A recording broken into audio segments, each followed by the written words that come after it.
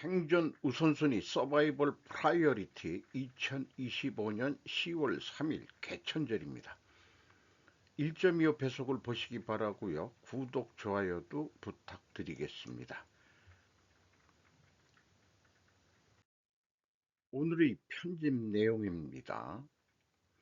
개천절의 의미를 좀 되새겨 볼까 합니다. 이 개천절에 우리는 어떤 일들을 경험하고 있는지 또 좀 살펴보기로 하죠. 개천절, 철학적 의미, 하늘천, 절대적 가치, 자연의 질서, 도를 열린다. 세상과 하늘이 연결되고 인간이 도를 따라 살 수 있는 시대가 시작됨. 단군 조선은 단순한 정복이나 세력 확장의 결과가 아니라 하늘의 뜻에 따라 이상 국가의 시작으로 본 것입니다.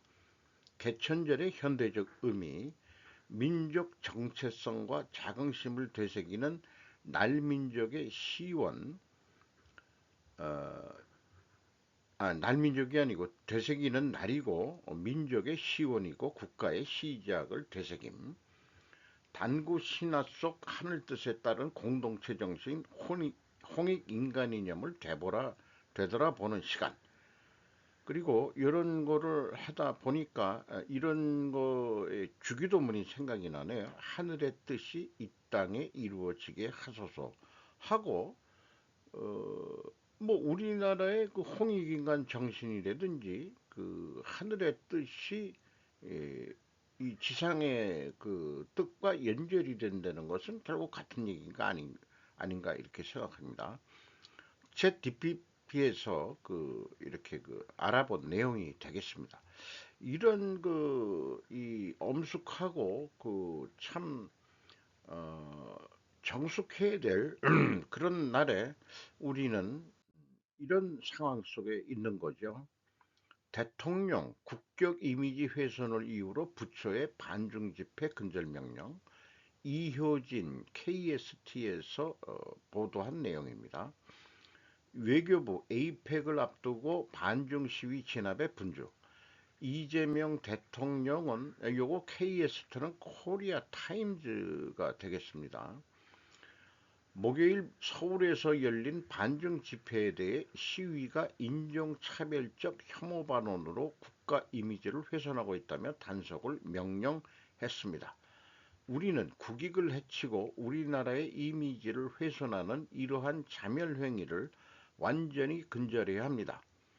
우리나라가 선도적인 문화국가로 인정받고 있는 지금 우리는 국가 존엄성을 훼손하는 이러한 미개한 행위들을 외면할 수도 없고 외면해서도 안 됩니다라고 이 대통령은 수석 보좌관들과의 회의에서 말했습니다. 근거 없는 혐오 발언을 시달리는 나라에서 여행하거나 쇼핑을 하고 싶어하는 외국 시민은 없을 것입니다. 리 발언은 월요일 관광단체의 무비자 입국이 시작된 이후 최근 중국인 방문객이 급증하면서 극우 단체가 주로 조직한 중국 정부와 시민을 겨냥한 시위가 더욱 공격적으로 전개되고 있는 가운데 나온 것입니다. 종북좌파 CCP 중국 공산당 아웃, 노 차이나 이렇게 되어 있는데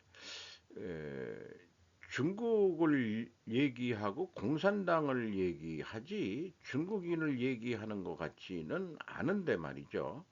그런데 그래도 이런 생각이 들어갑니다. 이 반중 집회 단체한테 하지마 병신들 이런 얘기를 하고 싶습니다.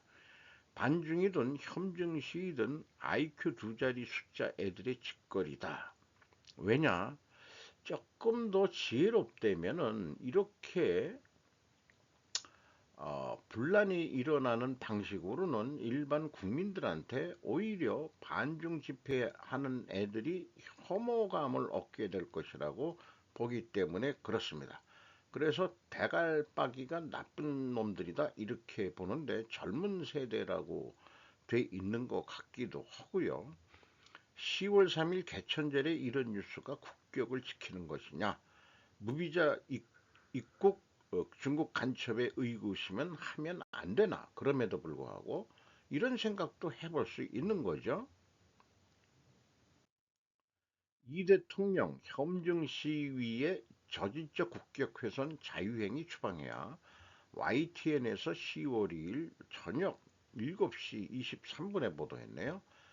이재명 대통령이 최근 잇따르고 있는 중국인 혐오, 이른바 현중 시위에 대해 강도 높게 비판했습니다. 중국인이라고 지칭하는데 아까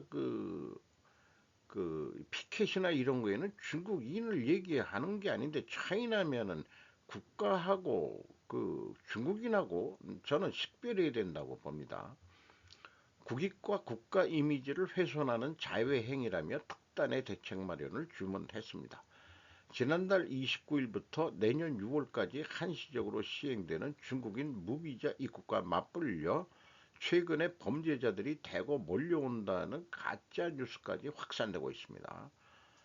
범죄자들이 몰려온다는 게 왜 가짜 뉴스인지, 그거가 진위가 뭔지, 자기 단체 입국자들을 다 일일이 뭐 검색을 한다 이런 얘기도 있긴 있습니다만은, 이런 범죄자들이 대거 몰려온다는 거.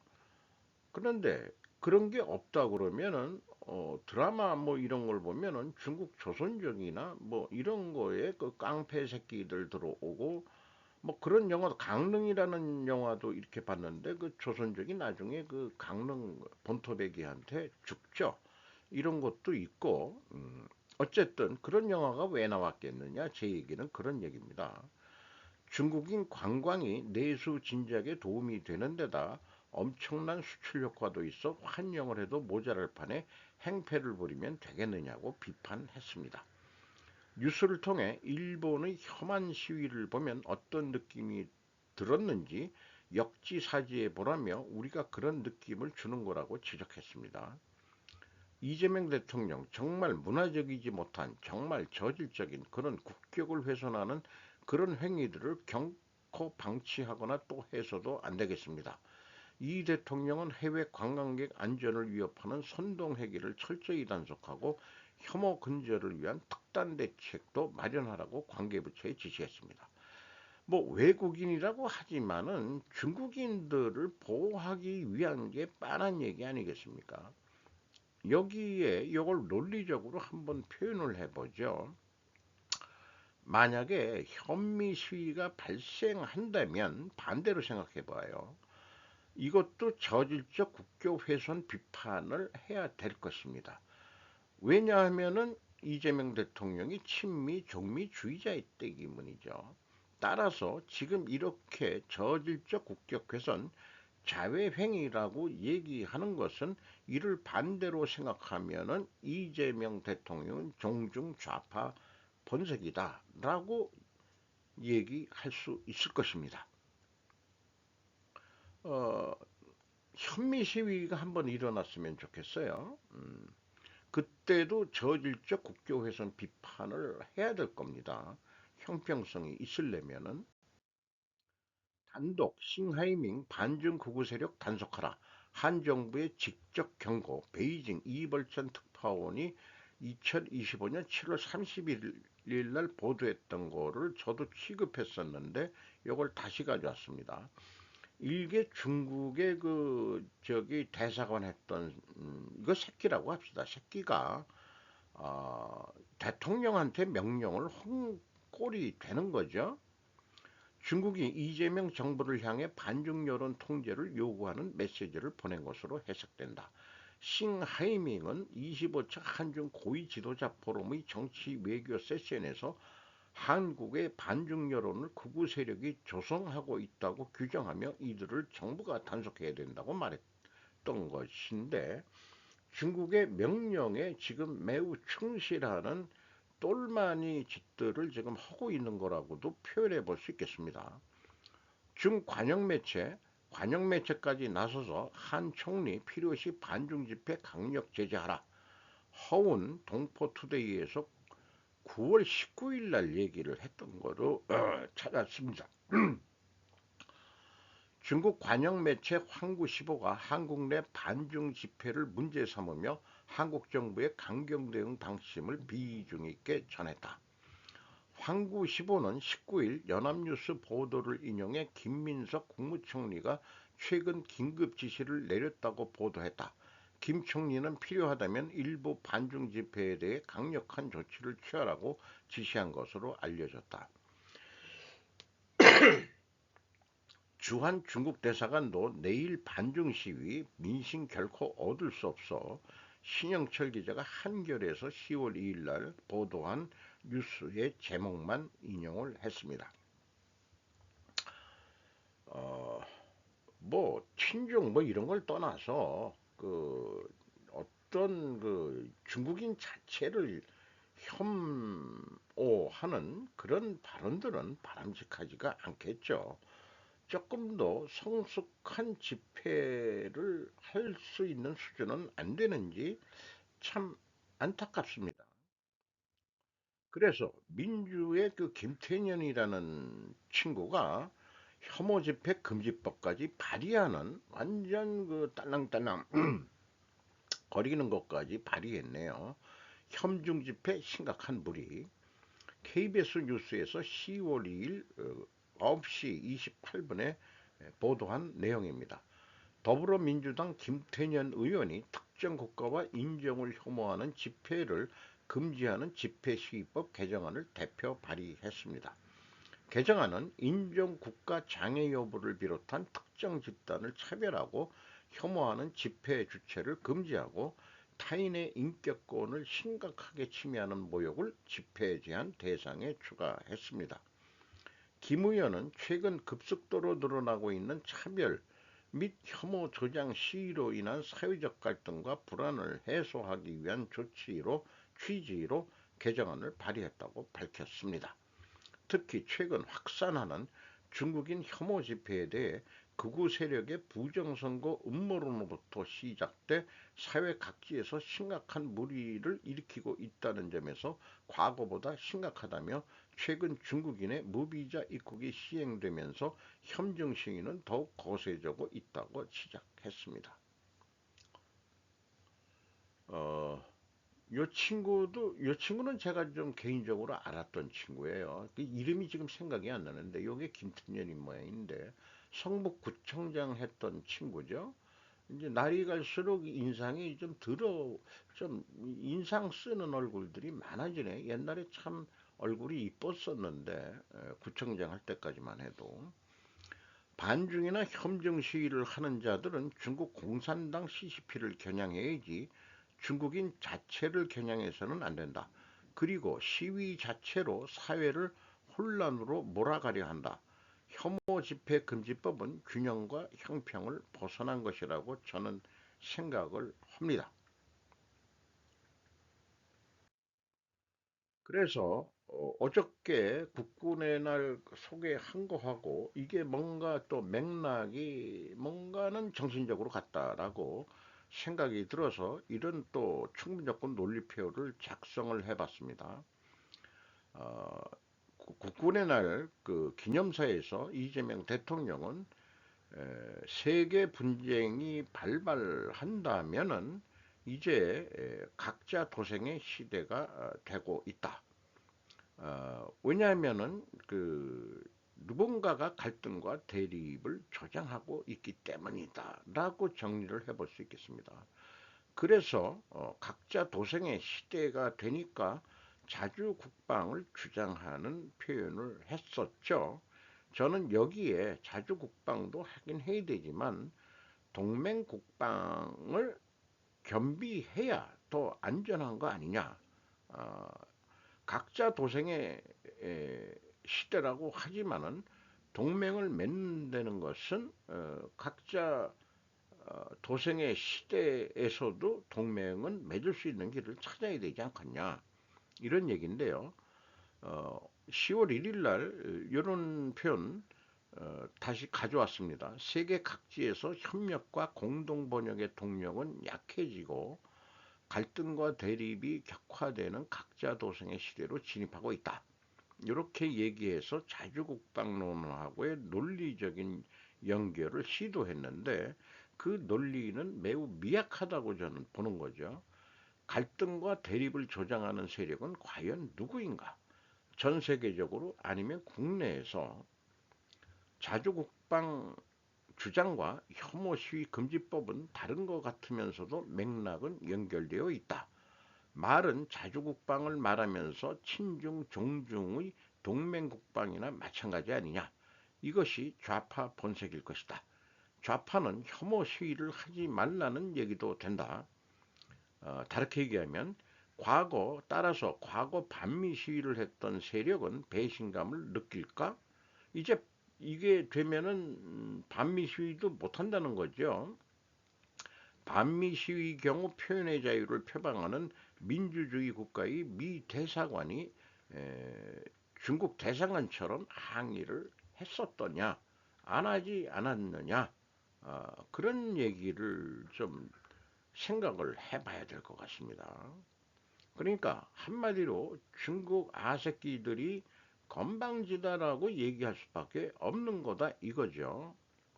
객관적으로 얘기해서 저는 그렇다고 봅니다. 그래서 법원은 개천절 협중 집회 제한에 제동을 걸었다. 폭력 협박 허용하는 건 아냐. 조혜영 한겨레에서 10월 2일 8시 57분에 보도했네요. 개천절 집회에서 협중 구호를 외치지 못하게 경찰의 제한 통고에 반발해 보수 단체가 낸 효력 정지 신청이 법원에서 인용됐다. 서울행정법원 행정 12부 재판장 강재원은 2일 자유대학이 서울경찰청장을 상대로 집회금지 통고 처분 집회정지 신청을 받아들였다. 앞서 자유대학은 지난달 17일 서울경찰청의 개천절인 3일 오후 흥인지문에 직결해 경복궁역까지 행진하는 집회를 신고했다. 경찰은 지난달 26일 자유대학의 집단적 폭행, 협박 등을 유발할 수 있는 모욕, 명예훼손, 폭언 및 특정 인종, 국적, 종교, 성별 등에 대한 혐오성 표현을 금지하고 이를 어기면 광화문 진입을 제한하겠다고 통고했다. 자유대학은 경찰의 제한 통고가 표현의 자유를 침해한다며 소송을 내고 집행정지를 신청했다. 재판부는 우선 경찰의 제한 통고가 시간 내에 이루어지지 않았다고 짚었다. 재판부는 신고서를 접수한 때부터 48시간이 지난 경우에는 공공의 안녕 질서에 직접적인 위험을 초래할 경우에 예외적으로 금지 통고를 할 수 있을 뿐이라며 이 사건의 제한 통고는 신고서 접수일로부터 약 10일이 경과해 이루어졌다라고 설명했습니다. 자유대학에 대해서는 챗 GPT에서 어떤 단체인지 제가 확인을 해 봤습니다. 젊은 애들이라는데 걔네들이 활동하는 돈이 어디서 나오는지 그것도 매우 궁금합니다. 후원금으로 한다고는 돼 있어도 어, 어딘지 그런 활동을 하고 뭐 프랭카드를 만들고 태극기를 뭐 세우고 그런 돈들이 도대체 어디서 누가 지원하는 거냐?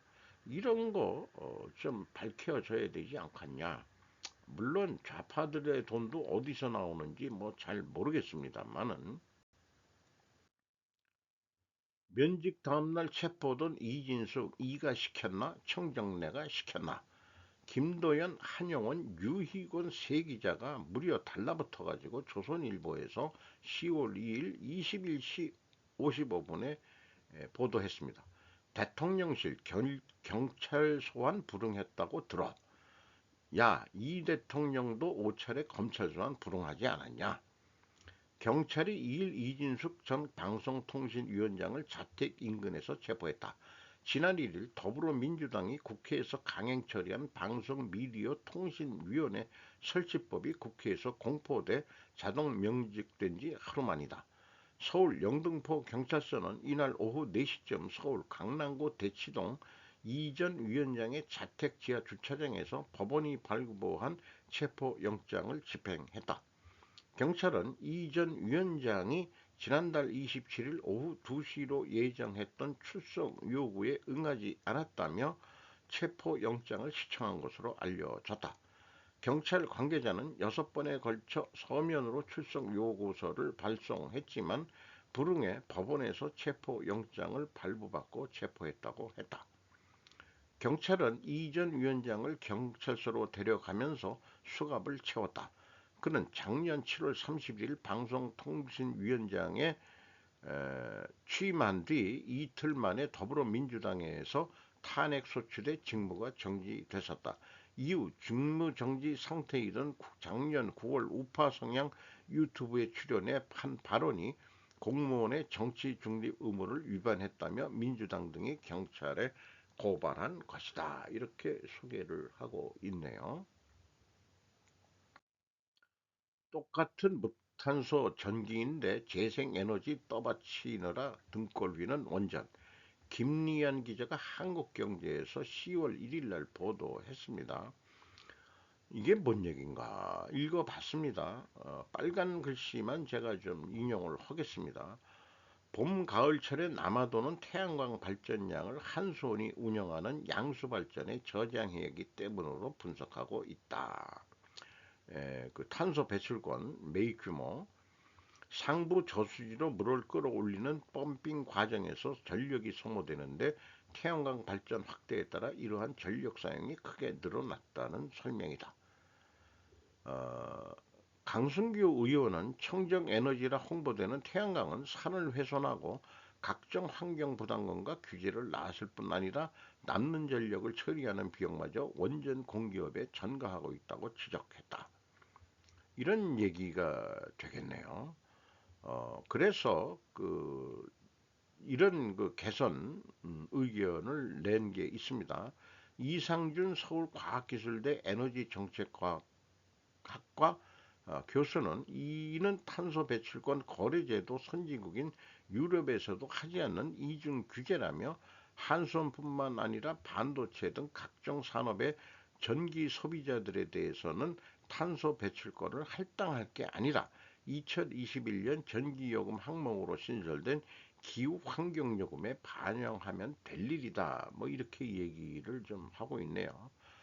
전문적인 내용은 잘 모르겠습니다만은 뭐 제목에서 얘기하는 것처럼 재생에너지 때문에 그것을 떠받치냐고 등골이 지금 원전이 휘고 있다. 뭐 이런 거로 그냥 이해를 하면 될 것 같습니다. 전기요금 치솟나 기후부 출범하자마자 술렁. 김리안 기자가 또 한국경제에서 10월 1일 날 오후 4시에 보도한 내용이네요.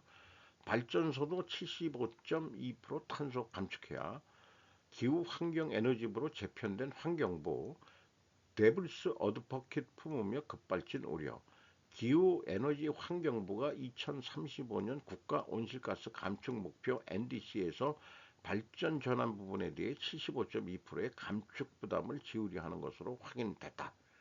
일부로 재에너지 정책실이 환경부로 이관되어 기후환경에너지부 체제가 되면서 발전 부분 NDC의 급상승에 대한 견제 기능이 무너질 것이라는 우려가 나온다.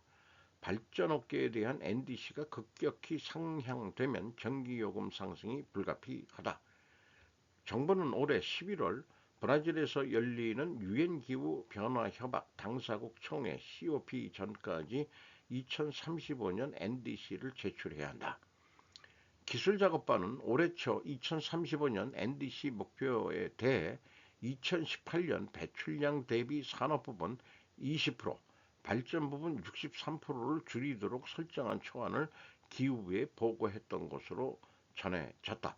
이와 관련해 기후부가 최근 제시한 전 부분 통합 NDC 67% 목표치도 발전 부분의 NDC 상황을 정당화하기 위한 사전 포석이었다는 분석이 제기되고 있다. 쉽게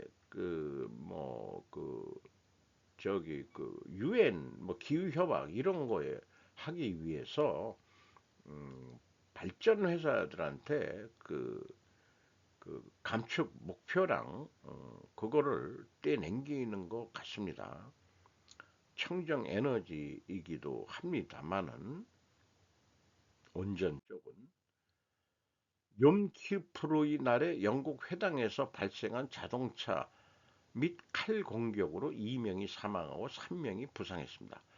판 필라스, 브라이언 멜리, 이안 호지스 세 명의 기자가 AP에서 10월 2일 날 보도를 했습니다. 맨체스터 영국에서 목요일 영국 북부의 한 유대교 회당 밖에서 한 가해자가 사람들을 향해 차를 몰고 가다가 유대인의 해중 가장 성스러운 날에 공격하여 사람들을 찌르기 시작하여 2명이 사망하고 3명이 부상당했다고 경찰이 밝혔습니다. 그 사건은 유대인 달력으로 가장 엄숙하고 속죄하는 날인 염키푸르의 날에 정교회 회당에 사람들이 모였을 때 일어났습니다. 키어 스타머 총리는 이번 공격에 경악을 금치 못했으며 추가 경찰관들이 영국 전역의 유대교 회당에 배치될 것이라고 말했습니다. 메이든 헤드 회당의 랍비이자 영국 랍비 법원장인 조나단 로메이는 이 사건이 유대인들의 사이에 정치적 폭력이 종교적 증오로 이어질 수 있다는 두려움을 불러일으킬 것이라고 말했습니다. 이것은 모든 랍비나 모든 유대인의 최악의 악몽입니다. 뭐 관련 사진을 하나 좀 찍은 거를 좀 게재를 했네요. 이날은 유대인의 달력에서 가장 신성한 날일 뿐 아니라 대중이 모이는 날이기도 하며 종교적이든 비종교적이든 유대인 공동체가 함께 모이는 날이기도 합니다. 영국 유대인 단체인 커뮤니티 시큐리티 트러스트에 따르면 10월 7일 하마스의 이스라엘 공격과 가자 지구에서의 이스라엘의 지속적인 군사작전 이후 영국에서 반유대주의 사건이 급증했습니다. 올해 상반기에 1,500건 이상의 사건이 보도되었으며 이는 1년적 기록 이후 두 번째로 높은 수치입니다. 맨체스터는 최근 몇 년간 영국에서 가장 치명적인 공격이 발생한 것으로 2017년 아리아나 그란데 콘서트에서 발생한 자살 폭탄 테러로 22명이 사망했다는 것도 소개를 하고 있네요. 욤 키르푸라는 것이 속죄의 날이라고 챗 GPT에 한번 찾아봤습니다. 욤 키푸르는 유대인의 죄를 하나님께 고백하고 용서를 구하는 날로 신과 인간 사이의 관계를 정화하는 시간입니다. 성경에서 유래되었으며 특히 레위기 16장과 23장, 민수기 29장에 명시되어 있다고 소개를 하고 있습니다. 속죄의 날, 개인이나 단체나 완도 전복 300배 늘었다. 나사도 놀란 마법의 양식법. 최경호 기자가 더 중앙에서 보도했습니다. 전에도 유사한 보도들이 많이 나왔는데 한마디로 이 채롱 양식이라는 거를 통해 가지고 그 전복이 매우 싸졌습니다. 저도 요즘 전복을 좀 자주 먹는 편이 됐어요. 싸가지고 좀 보내주시는 분이 있어가지고 그 매년 전국에 전복의 70% 이상 1만 6천 톤을 생산하는 완도의 가두리 양식장들이 이렇게 하늘에서 보면은 우주 나사에서도 이게 뭔가 하고 찍었다는 거죠. 한마디로 지금 체룡 양식 성공 후 이것이 핵심인 것으로 보입니다. 이제 환자들이 먹는 전복죽도 옛날에는 부자만 먹었다고 그러는데 요즘은 이제 서민들도 잘 먹는 음식이 된 것 같습니다. 이것도 이 양식을 하는데 완전 이 지방자치 쪽에서도 인터넷이나 이런 것을 통해 가지고 그 전자적으로 이 AI를 통해 가지고 그 관리를 잘하고 있다는 것도 소개를 하고 있네요.